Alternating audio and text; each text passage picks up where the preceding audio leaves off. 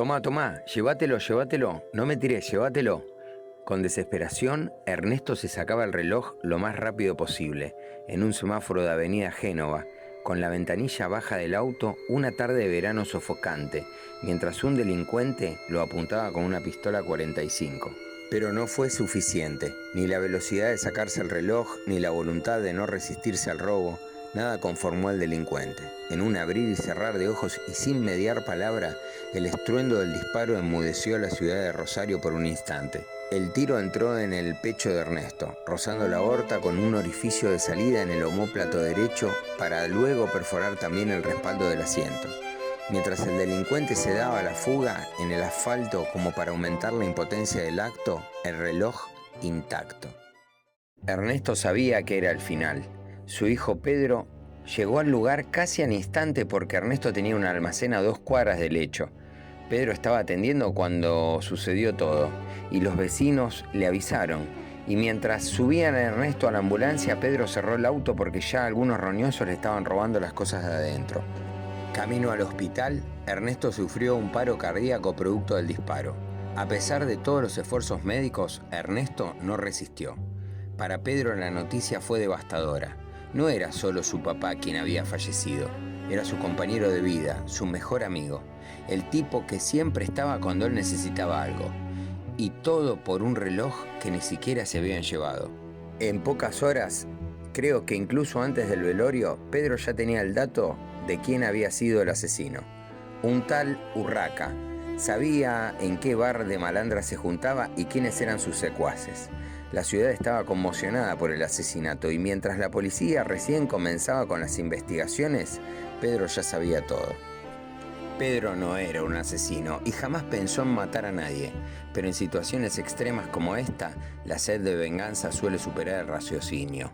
Así que Pedro, al mes de haber perdido a su padre, comenzó a deambular por el bar donde paraban estos delincuentes.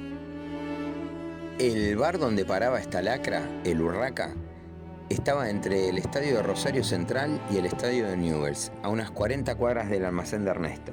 Y si bien las hinchadas de ambos clubes son enemigas, en esta estaban juntos, porque tanto integrantes de un club como el otro alguna vez fueron a pedirle comida a Ernesto cuando eran pibes. ¿Qué vas a tomar, capo?, le preguntó el barman a Pedro, la primera noche que entró al bar y se sentó en la barra para ir estudiando los movimientos de la banda del asesino de su padre. A Pedro le daba lo mismo tomar cualquier cosa. Él estaba ahí solo para buscar a la Urraca. Así que solo pidió una cerveza, sin importarle la marca.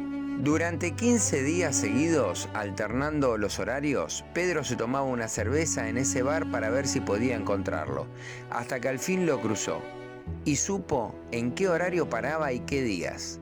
Lo terrible para Pedro fue verle la cara al tipo como si nada.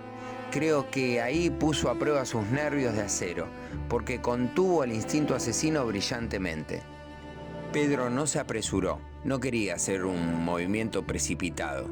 Con la paciencia que tienen las arañas cuando tejen la tela y esperan que caiga sola la mosca, con esa misma paciencia, en un rincón del bar, Pedro esperaba desde las sombras el momento exacto.